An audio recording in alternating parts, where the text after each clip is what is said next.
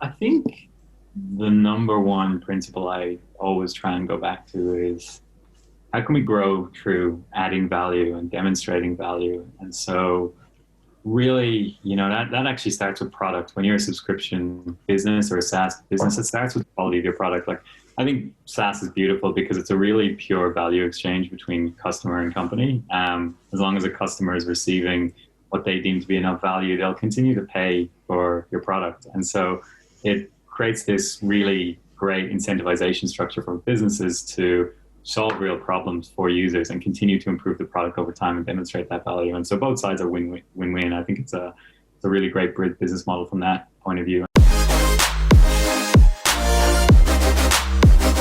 And so one of the ways we look at continuing growing is how can we solve more customer problems? And that really starts with diving into customer research.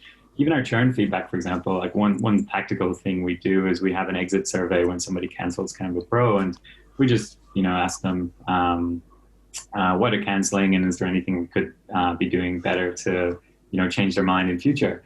And that becomes a really rich qualitative source of feedback. And, you can categorize that and group it and start to see some trends there. I think one piece of advice I think for anybody trying to do SaaS growth is that the number one piece of churn feedback you will always get is price. But that just means to a lot of people, I'm not getting enough value, or I don't deem myself to be getting enough value in return for what I'm paying. And so that can mean a lot of different things to a lot of different people, depending on socioeconomic status, etc.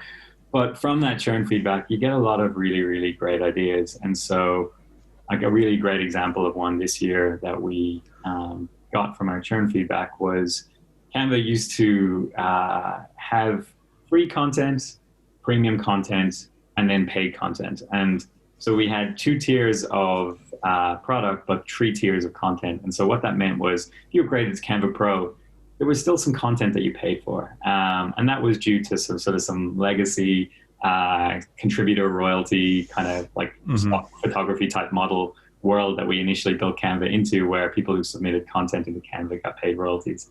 And we realized this is actually a pain in the ass for a lot of people. They're upgrading to Canva Pro. They expect to, get the Netflix treatment, pay one price, get unlimited content.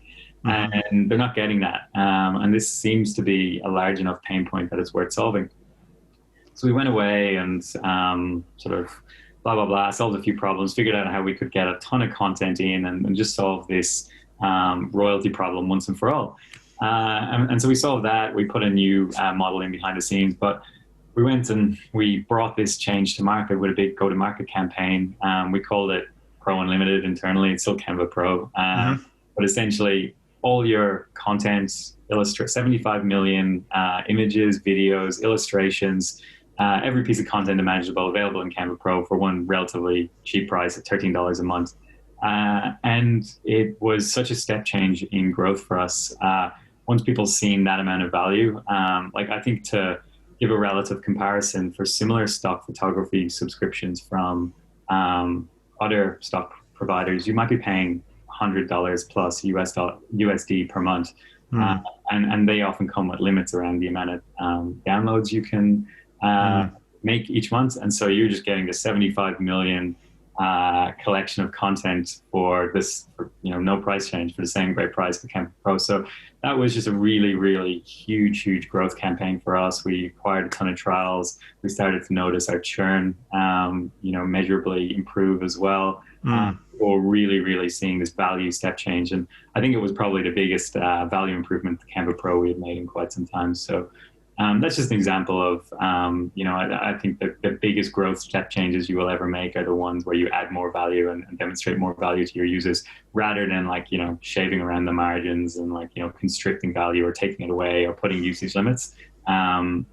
Ultimately, if you're playing a long game, I think that's what will win you really, really loyal, loving customers.